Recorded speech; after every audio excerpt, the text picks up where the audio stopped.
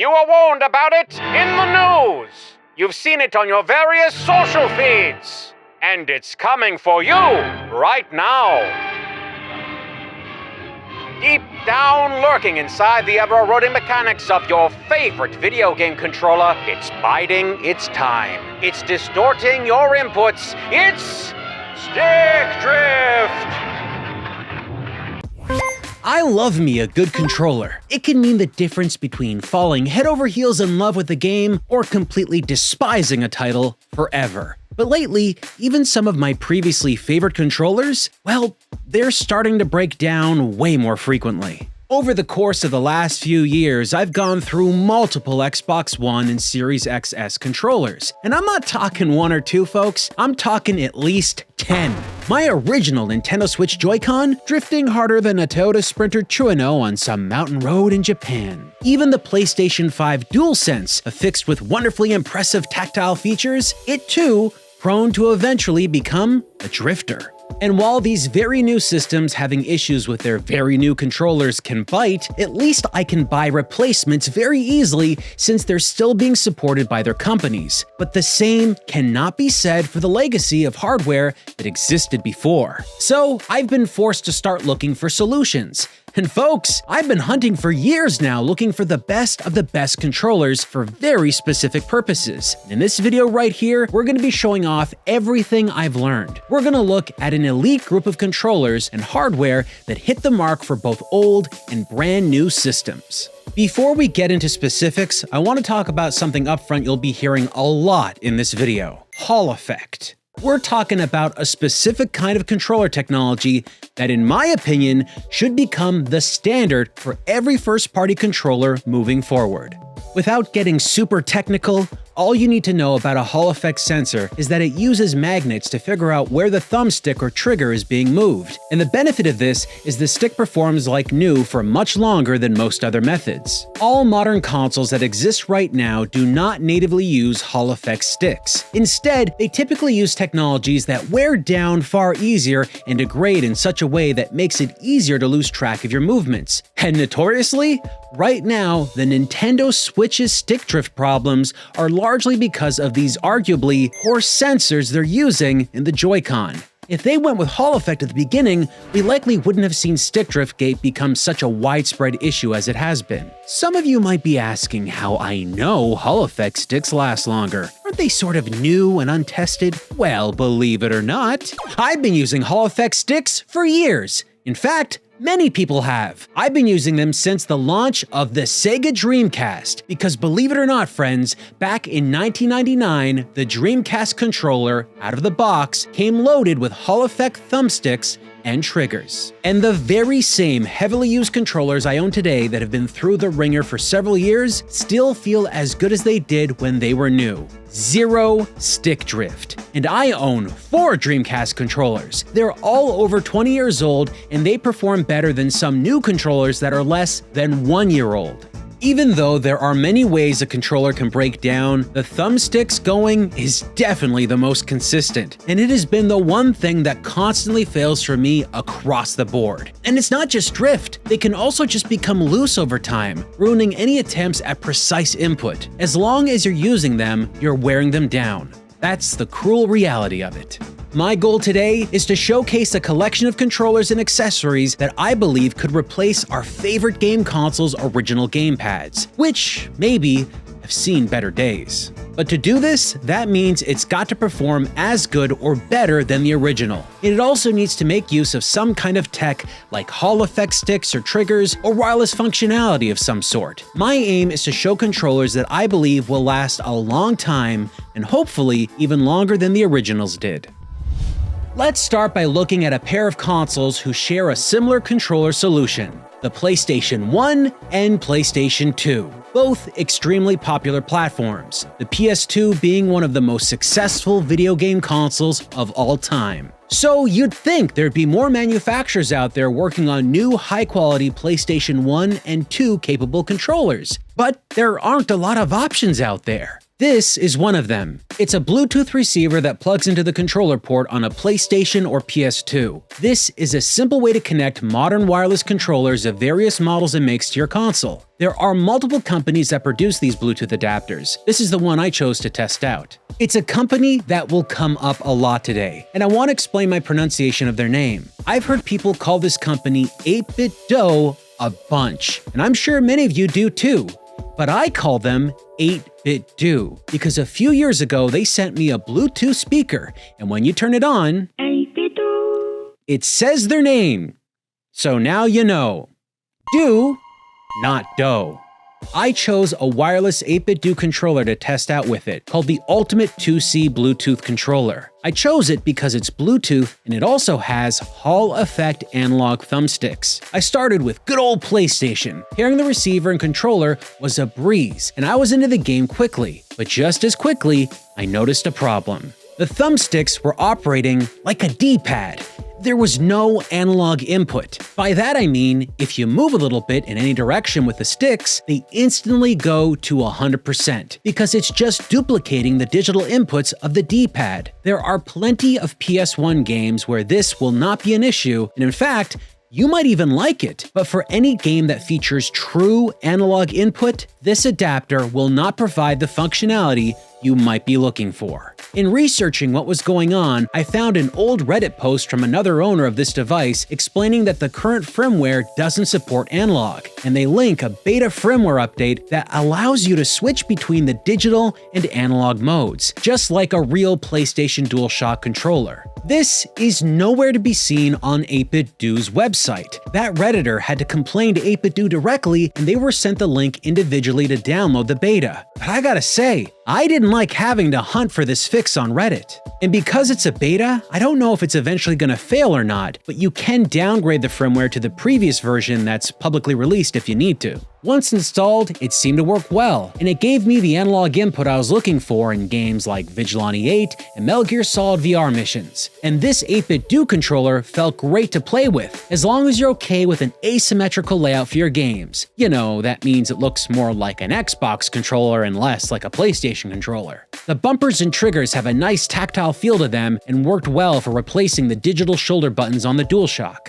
One drawback that I didn't find a solution to is the vibration compatibility. Some games like Metal Gear Solid VR missions have multiple levels of vibration feedback. In the game's option menu, you can test a weak and strong vibration. While I could easily feel the strong vibration, weak simply didn't register. I tested a few Bluetooth controllers with this adapter, and each one has the same exact problem. Switching over to the PlayStation 2, there's a few differences in compatibility. On one hand, the analog functionality works here without the beta firmware installed, so that's cool. And since this 8-Bit Do controller doesn't have analog triggers, I tested out my DualSense and can confirm you get proper analog thumbsticks and triggers. But there are problems here. First is the vibration. I was able to register both weak and strong vibrations in Metal Gear Solid 2, but the weak was really weak. And in the case of the DualSense, the vibration didn't translate properly at all. It was stuttery and really imprecise. But the biggest problem, and the deal breaker for me, is that I couldn't find a Bluetooth controller that connected with the receiver that had pressure-sensitive buttons. Original PlayStation 2 controllers feature pressure-sensitive triggers and buttons, and even the directional pad. And one of my go-to games to test this feature is Metal Gear Solid 2, which is drastically less fun to play without the pressure sensitivity. Not to mention any game with a driving mechanic that uses the face buttons, like say some very minor game franchise like the Gran Turismo series. Driving cars without it just doesn't feel the same. So if you're using this receiver to play PS2, odds are you're using a controller that is incompatible with pressure-sensitive buttons, and you're missing out on a lot of functionality that makes these games, and many, many more, what they are. With all these problems with vibration and pressure sensitivity, I will never use this method to play PlayStation or PlayStation 2 games. It's just not worth it for me. But if after everything I said it still sounds good to you, then you'll probably have a good time with it. But personally, I can't overlook this stuff.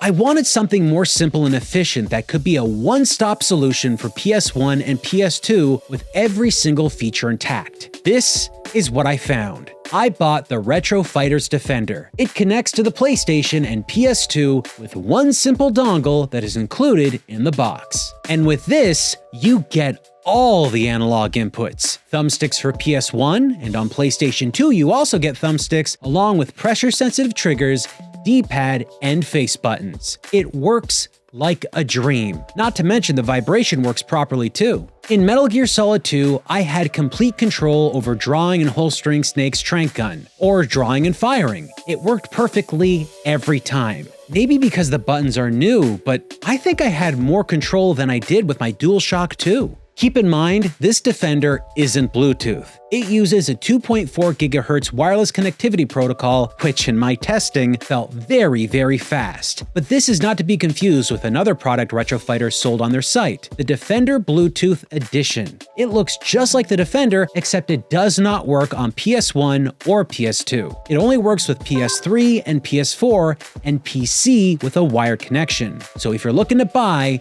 don't get them confused. About the only things I could criticize on the Defender are the very hypersensitive L2 and R2 triggers, which some people might actually like for their favorite first-person shooters. And while the premise of this video is all about Hall effect sticks, this doesn't have them. But Retro Fighters might update these in the future, and when they do, they'll probably be even better than they are now. Still, as this controller exists today, I'd heavily recommend it for anyone that wants a new wireless controller for either PlayStation 1 or 2 that simply just works. As far as I'm aware, no other company has made something this robust for the PS2 for wireless controllers, probably, well, ever. Now folks, outside of this one diversion, every other controller we're talking about today is going to be using Hall effect. And when it came to the Nintendo 64, this one aspect did not come easy. The Nintendo 64 controller is terrible. It's a simply awful design. Oh yeah, starting this off extra spicy. Look, I get it, I really do. A lot of people out there are big fans of the Nintendo 64, and so am I. Plenty of great games on the system. Arguably, one of, if not the best 3D platformers ever made was a launch title on the thing. But I believe all the wonderful games that the system has were created in spite of its controller. The Nintendo 64 gamepad is a gangly, awkward thing that breaks my primary principle of good controller design. And that principle? When you're holding the controller, you should be able to reach all the buttons comfortably without changing the position of your grip. You can hold the controller multiple ways on this Nintendo 64 gamepad, and still, not with one style, can you easily hit all the buttons. This is just science. The one factor of this controller that is both its most iconic feature and also its terrible burden is that analog stick. It provided a simply perfect way to interact with video game worlds rendered in the third dimension. I cannot imagine playing the majority of Nintendo 64 games without one, but that stick, while impressive and groundbreaking for many, also quickly became loose and unresponsive. Check this out. Here is an atomic purple Nintendo 64 controller I still have from the 90s. This controller was not abused, just a favorite that was used for a lot of Nintendo 64 gaming sessions. And this thing is loose. Very, very loose. I can jostle it around so much, yet it doesn't wake up Mario from his little tiny nap. Even when I forcefully push the stick in any direction, it's very creaky and sounds awful. Its sensitivity is so bad that Mario sometimes doesn't run when I push all the way in certain directions. This makes the game unplayable. So if any console desperately needs some new analog stick technology, it's this one. There are options for replacing a wonky N64 controller. If you're okay with a redesigned N64 layout with 2 handles instead of 3, you could try and find a Horipad mini Nintendo 64 controller. I reviewed one of these years ago, and I really liked it, but they are harder to find now since they are over 20 years old at this point. But the thumbstick on mine still felt really good. I did find at least one Bluetooth adapter for Nintendo 64, but there are no Hall effect stick Bluetooth controllers that I'd want to use with it. The button layout of the Nintendo 64 is so specific. I need a controller that can easily replicate this layout for the ultimate setup, and this wouldn't cut it. I found one last option to get a brand new thumbstick, Hall effect and all, with a Nintendo 64 friendly layout. But it'll take some effort. 8BitDo sells individual replacement sticks for the original Nintendo 64 controllers, and these little guys are Hall effect. Our atomic purple controller is perfect in every way but its stick. So I opened this thing up and operated on it. I was expecting this to be far more complicated. Just look at it, we're opening up a Nintendo 64 controller. But surprisingly, the entire process takes very little effort and I wrapped the whole thing up in about 10 minutes. The stick even comes with the screwdriver you'll need for the entire replacement from start to end. But I know not every person out there will be comfortable with doing this. I've never done anything like this before, and I managed to do it, so make of that what you will. The end result is that you get a perfect Nintendo 64 controller, but the look and feel of the stick is different now. Instead of hard, rigid plastic, it is now a soft touch that is easier on your thumb and far more grippy. It's also far smoother to move around, and in my opinion, way more accurate than any aged and used Nintendo 64 controller you're likely gonna find.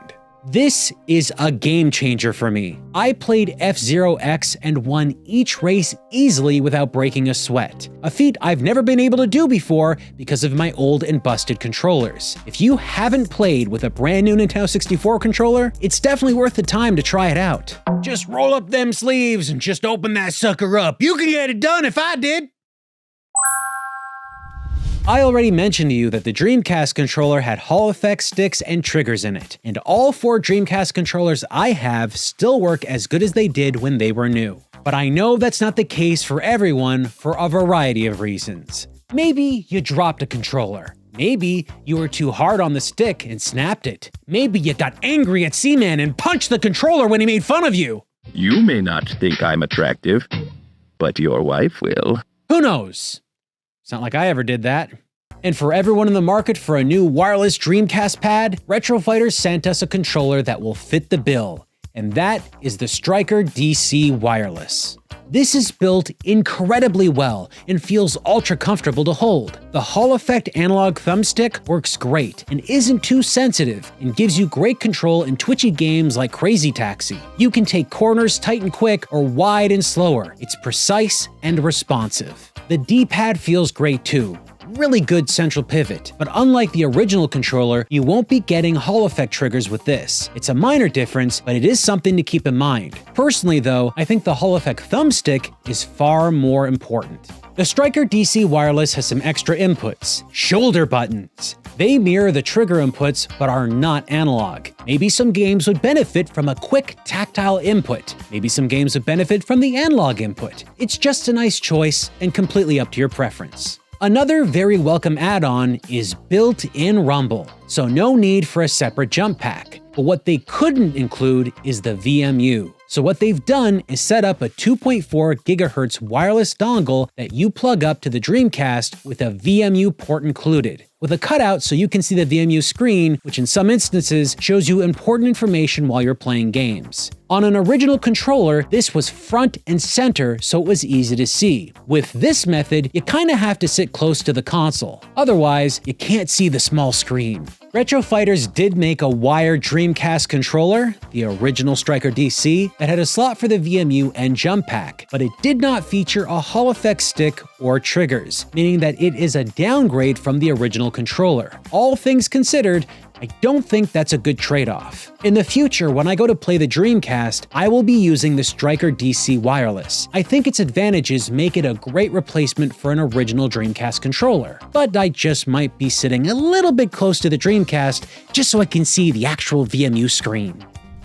We've talked a lot about older controllers and older video game systems by this point, but I think I'm saving the most controversial retro controller for last. Up until recently, the only wireless GameCube controller that I thought was worth playing with was the Wavebird wireless controller, even though it lacked rumble functionality. But Retro Fighters sent us a controller that not only is a better wireless GameCube controller, it may actually be the best GameCube controller you can get, period. This is the BattlerGC Pro. It features a Hall Effect thumbstick to the left and a Hall Effect C stick to the right. Instead of one Z button on the original controller, you now have two shoulder buttons that each act as Z when playing a GameCube game, giving you added choice for comfort. But in addition to all the regular buttons you would find on a GameCube controller, you also have two programmable back switches that can become basically whatever you want, along with some additional buttons for modern gaming convenience, like a start button and a select button, along with a home button. Wow, what wonderful times we live in. With the original GameCube controller, if it had one flaw, it would be its teeny little D-pad. I don't want to really say it's the worst D-pad Nintendo ever made, but I hated it. What you get here is a proper sized D-pad that feels very clicky and responsive, and for some folks, that might be enough to sway them alone. But what completely grabbed me was this added feature to this specific controller that I haven't seen anyone attempt, well, since Nintendo made the original GameCube controller. On a real GC gamepad, you can push down the triggers and eventually feel a satisfying click. That click is a secondary input function that is pretty much unique to the GameCube, and with this controller, retro fighters created a new way to replicate the same idea. While pushing down the triggers, at the end of the travel, if you push just a little harder, you'll hear a click, which engages that secondary function just like on the original controller. Now, I want this to be clear to everybody. This isn't exactly like what Nintendo did with the GameCube controllers, and believe me, it certainly doesn't feel the same. But I'm so happy it's here regardless, because once you get used to it, it serves the exact same function that we've been lacking across most wireless third-party controllers for GameCube. The BattlerGC Pro connects to the GameCube with one of those quick and responsive 2.4 GHz controller dongles, but it also connects to the PC through a 2.4 GHz USB dongle, or if you like, directly through Bluetooth. So if you play the GameCube games that you love through a program like Dolphin, you can now properly control them for the very first time ever with a wireless third-party controller that retains all original functionality with added Hall Effect sticks. And if you're thinking about using this with Dolphin, just remember that there's a macro to enable the digital trigger buttons for PC. If you don't have a GameCube, but you do happen to have a Wii, well, this hooks up to the Wii just like a wired GameCube controller, and a Wii U as well if you have the Wii U GameCube adapter. So you have your bases covered with this controller. It works on a lot of devices and a lot of different platforms. There are probably a lot of you out there who don't care about any of these Hall Effect based controllers. Your retro system of choice predate the use of analog thumbsticks. The NES, SNES, Sega Genesis, or Mega Drive, and plenty of others have controllers that have a few face buttons and a D-pad. Simple, clean, efficient. But over the years, the D-pads have become soft and gummy. The face buttons start to lack the fresh springiness they once had. They too begin to have issues, and you could get a Bluetooth controller modeled after the console's originals, but I'm thinking, why not step it up a notch?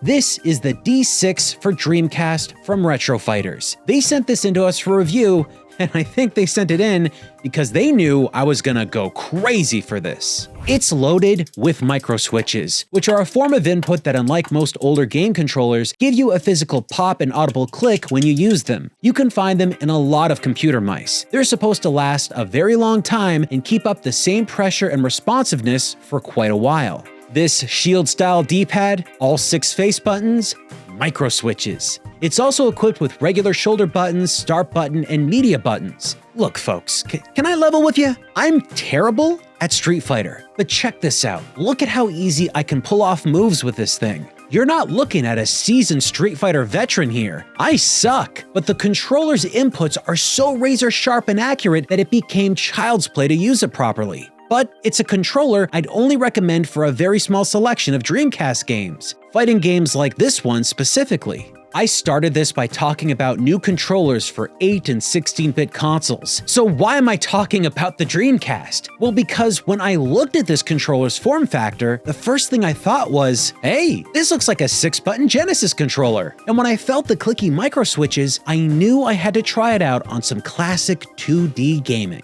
Unfortunately, there is a catch with this controller. This was made specifically for the Dreamcast. It comes with the same VMU 2.4 GHz dongle that Retro Fighter StrikerDC Wireless was bundled with. You've got vibration built in, and a switch at the bottom to change the function of the D-pad. There's D-pad mode, left stick mode, and right stick mode, corresponding to the thumbsticks on a modern controller. No going around it, folks. This was made with fighting games in mind for Dreamcast and PC. Without Bluetooth capabilities, it's pretty limited to what platforms you can use this on.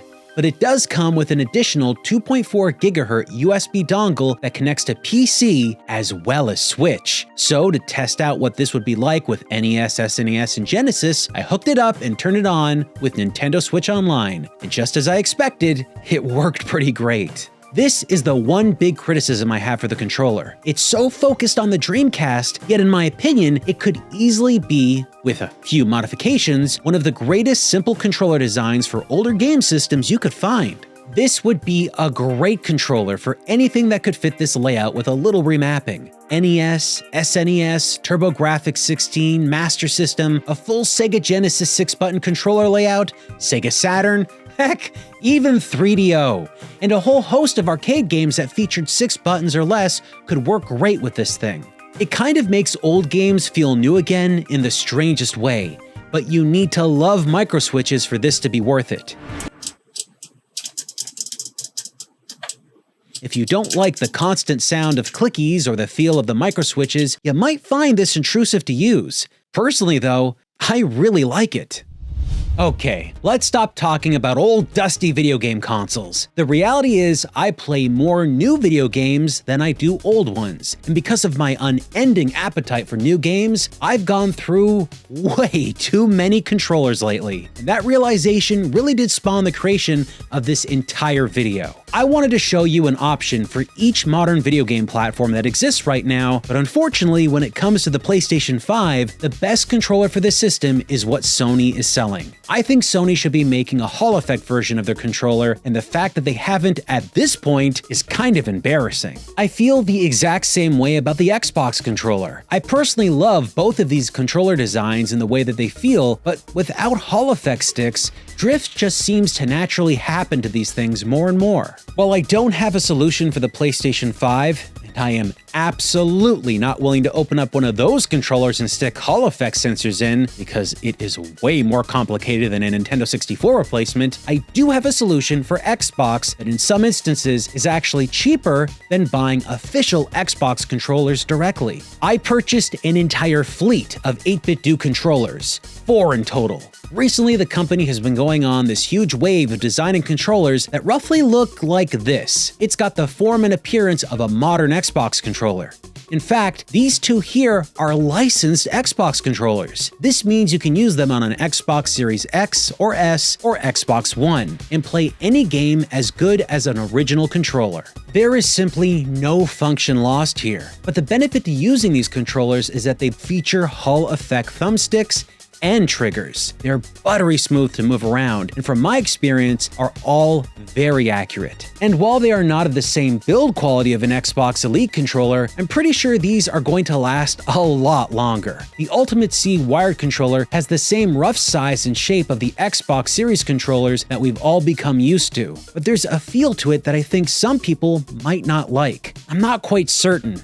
There's definitely something different there though. I played Avowed for over 20 hours with this controller and had no issues the entire time. This controller has now become my standard to go to for playing any Xbox game and has been ever since I picked it up. Then I saw they make the same gamepad, but smaller, the Ultimate Mini wired controller. So I had to try it. I don't have the biggest hands in the world, little tiny mitts, so the smaller controller seemed to fit better in my hands when I used it, and I could see this being a good solution for someone that doesn't like the bigger feel of this other model. I inspected the heck out of these two controllers, and the only difference I could find is that the analog stick on the Ultimate C wired is metal, while on the Mini, it's plastic. Over time, this plastic on plastic rubbing could cause an issue, but that would be a problem for further into the future, and it's not something I can fully test out in a shorter time period. No doubt if you've been watching me use these controllers, you've seen the crazy lighting features they have. That didn't cost extra. They were just like that. They're completely customizable with a bunch of different settings and some options that are interactive and light up with your specific movements and button presses. While I think they look neat, I've gotta be honest, I'm rarely looking directly at a controller when I'm playing a video game. I typically look at a monitor or a TV, so this is not something I was paying too much attention to while playing.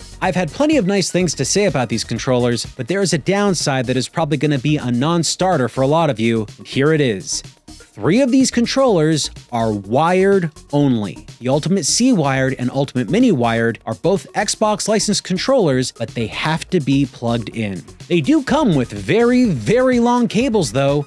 Unfortunately, as far as I'm aware, there is no 8-bit Do controller that can connect to the Xbox wirelessly. The other controller is the Ultimate 2C Wired controller. It's the exact same as these Xbox controllers, but it doesn't have that fancy lighting and it doesn't work on Xbox. Yet it retains all the other features including the Hall effect triggers and sticks. This controller is the cheapest of the lot, and if you're okay with a USB-only PC controller, it works amazingly well. Unlike the Xbox controllers, there are 2 added shoulder buttons at the top that I really haven't found a use for yet. This is primarily for PC and Android devices that you can connect it to. I have used these 3 controllers quite a bit, and I haven't found any problems with them to report on whatsoever. If I'm being hypercritical, the wired non-Xbox controller has a slightly different feeling thumbstick when you move it around, but you wouldn't know the difference unless you use them all back to back like I did. All these controllers have good feeling buttons all around, and they all have removable USB-C cables, so a damaged cable doesn't mean the end of your controller.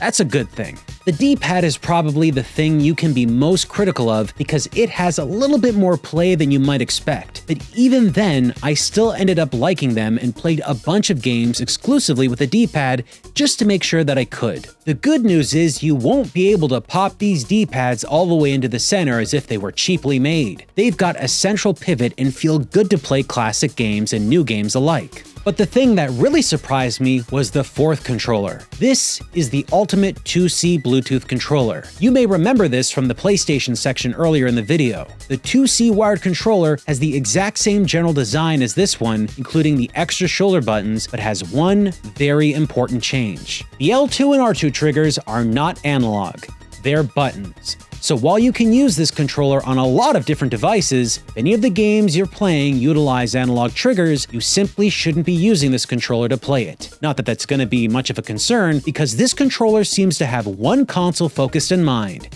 and that is the Switch. This controller easily connects to the Switch just as if it was a real Nintendo product, and it even features motion controls. I'd be hard-pressed to recommend Nintendo's official stuff while this exists, but to be fair, this controller only has regular vibration and not HD rumble, and it doesn't have NFC for Amiibo. But I know for some of you out there, that's not a concern in the slightest. But I want to keep this in mind. This controller has Hall effect thumbsticks. This is crazy important considering how it's been such a major issue for Nintendo. And depending on where you live, this controller can come in at almost half the cost of Nintendo's official Switch Pro controller. But I wasn't satisfied with a controller that didn't serve all the functions that the original controller did. What Retro Fighters did with the GameCube controller, I felt could be replicated again with the Switch. But no matter where I looked, every controller always seemed to be missing 1 or 2 features, or it had very questionable quality. Then, I was checking my emails and found a company that had reached out to me a while ago. I didn't respond to their email originally because,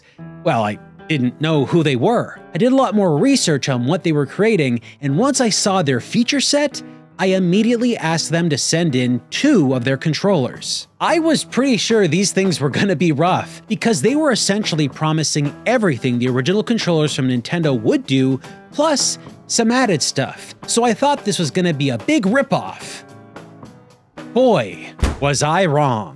This is the Mobapad N1 HD. It is, in my opinion, the best pro-style controller you can get for the Nintendo Switch. The triggers and face buttons are good and functional. Nothing to write home about. You also have 2 programmable back switches that are nice and responsive. The D-pad, however, immediately surprised me. It's a micro-switch D-pad giving you an ultra-responsive tactile feedback, just like the Dreamcast D6 we were talking about earlier. It's also swappable between a Shield and a traditional style D-pad. They both work great and are very easy to switch out. And during my standard D-pad central pivot test, I felt something completely new. The whole D-pad can be pushed in all at once. So you'd think I'd hate that, right? Well, because of the rigidity and stiffness of the microswitches, I don't think you're ever gonna have to worry about that while playing games. You kinda have to go out of your way to click everything in at once. So despite it having a flaw like that,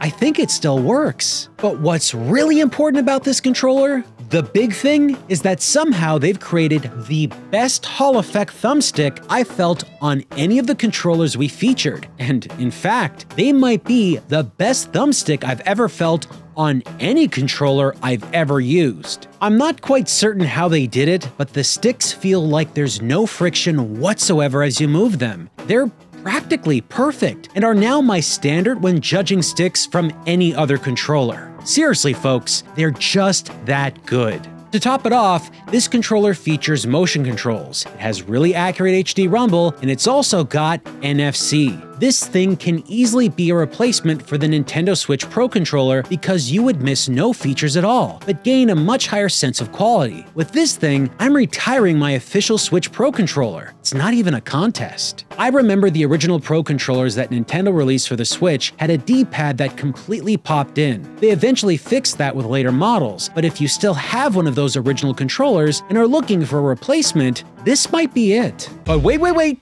Before you rush out and grab one, the other things Mobapad sent in is just so much better. The very first time I used a Switch portably, I was hooked. I played the system for hours, and eventually, my hands started to feel more than a little sore. And I know a lot of you out there have the exact same problems. Because of the thinness of the Switch Joy-Con, your hands quickly get tired. A whole bunch of companies started releasing their own variations of Joy-Cons that kind of made the whole thing thicker so it was easier to hold. While I've used a whole bunch of them, I've never been satisfied with any. You always lose features the original Joy-Con had, like rumble or motion, or it wasn't compatible with sitting in the dock when attached. It sucked. So what we have here is a Joy-Con set so good, I feel it's the absolute best way to play Nintendo Switch games portably. These are the Mobapad M6 HD Joy-Cons. Many of the elements I talked about with the other Mobapad controller are here. Those buttery smooth Hall effect thumbsticks are identical on these controllers. You've got the same HD rumble, motion controls, and NFC support, but they've done one thing that went above and beyond for a third-party controller. Just like real Joy-Con, when you attach these, the Switch actually charges them as if they were real Joy-Con straight from Nintendo. You will not find a USB port on these things at all to charge them separately. They simply must be charged up with the Switch. Their thicker design makes it ridiculously comfortable to play in handheld mode. They can also be removed and played wirelessly just like real Joy-Con. They still have the shoulder buttons on the top side, and they retain virtually all the same functionality of the originals, minus the IR sensor that was barely used by anything unless you felt like eating an invisible sandwich. And those same programmable buttons on the back of the Mobapad N1 HD are here as well. The only issue I had with playing any game was trying to play 1-2 Switch. One of the Joy-Con was very difficult to calibrate to play that game. I went on to play Metroid Prime Remastered with the motion controls, and it worked fine. So I'm not exactly certain what happened with that one specific game, but I doubt many of you out there are trying to play 1-2 Switch nowadays anyway.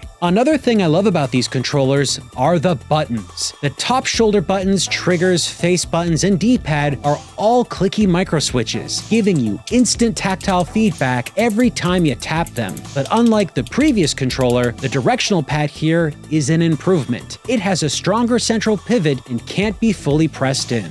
The fact that they went out of their way to make sure that they made a better D-pad here shows an attention to detail that many third-party companies don't put into their products. Just like the other Mobapad, you can swap out the D-pad with a shield-style pad, but you can also take off the front face plates and swap out the round exterior of the thumbstick with an octagonal shape, giving you more of that original Nintendo 64 and GameCube feel. Despite the faceplates being held in with magnets, unless you knew they came off, you'd never know the difference. They feel absolutely solid and don't shake around while playing. There are very few instances where I will not be using the Mobapad controller standalone or the Mobapad Joy-Cons to play Switch games moving forward. But unfortunately, there are a whole bunch of accessories that only work with Nintendo's official controllers. I'll have to take out the old Joy-Con for them when that happens, but for everything else, this stuff here is just way too good. They're premium level. The only thing that sucks is that these seem to have come out at essentially the end of the relevance of the Nintendo Switch, but if you're looking for a controller that likely isn't going to get stick drift very easily, if ever, these Mobapad controllers might be the ones. They cost a bit more than 8-bit do, but you cannot argue with this quality. I hope this video has shown you all the options that exist out there for older systems and even new ones. With what these third-party companies are doing with these controllers, I'm kind of surprised that the first-party companies aren't actively working to make their controllers at the exact same level. There's this myth of a belief out there that Microsoft and Sony and Nintendo purposely make their controllers lower quality on purpose in order to sell replacements and make a nice tidy profit. Folks, that would be the stupidest way to make money ever. How do I know? Well, because that business model was already tried by a company that became a flaming disaster. Mad Catz. Modeling your business structure after that historically terrible train wreck? That's not a good idea. If your controller breaks down or you grow frustrated with playing a video game console or its games, you're a lot less likely to buy more video games or keep playing that video game console. You can only push gamer loyalty so far until it breaks. I believe it's important that Sony, Microsoft, and Nintendo clean up their acts and really start to focus on making their controllers far greater and better and longer lasting than they ever have in the past. Although let's be fair, there's a lot of really old NES controllers that still work today, so gonna give Nintendo a little bit of a pass on that one. I feel like I could have been a lot more forgiving if Hall effect sticks were some brand new technology that nobody had used before, but Sega had first demonstrated Hall effect technologies not even with the Dreamcast, but the preceding generation with the Sega Saturn and the 3D control pad. It doesn't matter that Sonic R didn't actually make use of it, it actually was a Hall effect stick, and for a bunch of other games, it totally worked. I know that controller wasn't very popular, and neither was the Saturn in North America, but the Dreamcast was definitely a cult favorite, and I think these companies should have been learning from that. The next controller that comes out from them for their new consoles needs to match what these third-party companies have done and what Sega did all those years ago. There's simply no justification if they don't. There's no way that the independent folks that made these controllers as good as they have did it with funding that comes as close to any of the three big console developers right now. And yet, what they're doing every day is creating impressive quality that will probably outlast the official first-party products. Folks, we're very far away from Mad Catz here. Third-party controllers are in a really good place. I sincerely hope that they learn a lesson, because if they don't, well, their controllers are only becoming more complex and harder to replicate, meaning that in the future, some of these third-party companies may be unwilling or find it impossible to make replacements. Let's all hope that that doesn't happen, but it's probably gonna happen.